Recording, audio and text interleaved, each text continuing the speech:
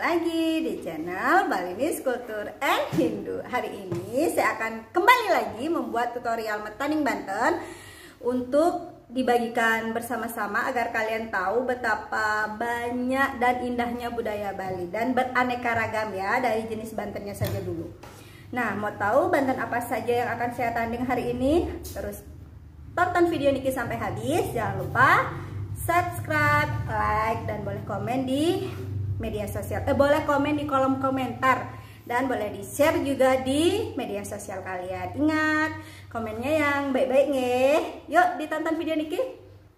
Nah, di sini saya sudah punya ingke yang sudah saya tatai ya, yang dialasi dengan daun pisang. Pertama-tama itu saya sudah punya buah pisang. Kita potong ujungnya biar tidak terlalu panjang dan ujungnya. Ini sudah ada buah pisang. Kemudian ada tumpeng, ada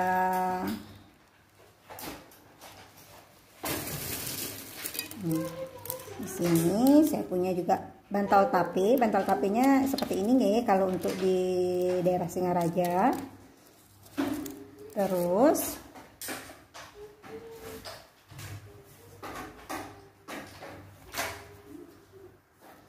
ada buah lokal dan melestarikan petani buah nih, biar kita sama-sama bangkit dari perekonomian ini.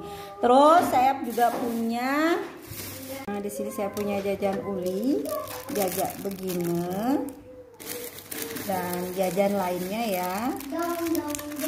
Iya. Kemudian ada kacang sahur atau rasmen.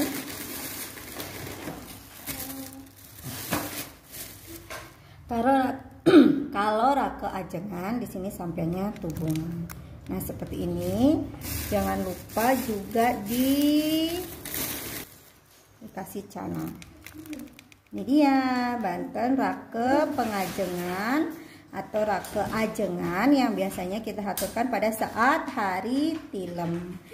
Di mana saja tempat untuk menghaturkan raka ajengan ini biasanya saya haturkan di Palinggih Taksu, di Rong 3 atau Betara Guru, kemudian di Suryo juga, di pelangkiran di kamar, pelangkiran di dapur, seperti itu. Sampai ketemu lagi di episode Metaning Banten lainnya. Semoga bermanfaat nih. Ingat, setiap daerah itu memiliki desa mawicara atau desa kalepatra. Jadi aturannya masing-masing ada. Itulah keunikan dari budaya Hindu Bali. Sampai ketemu.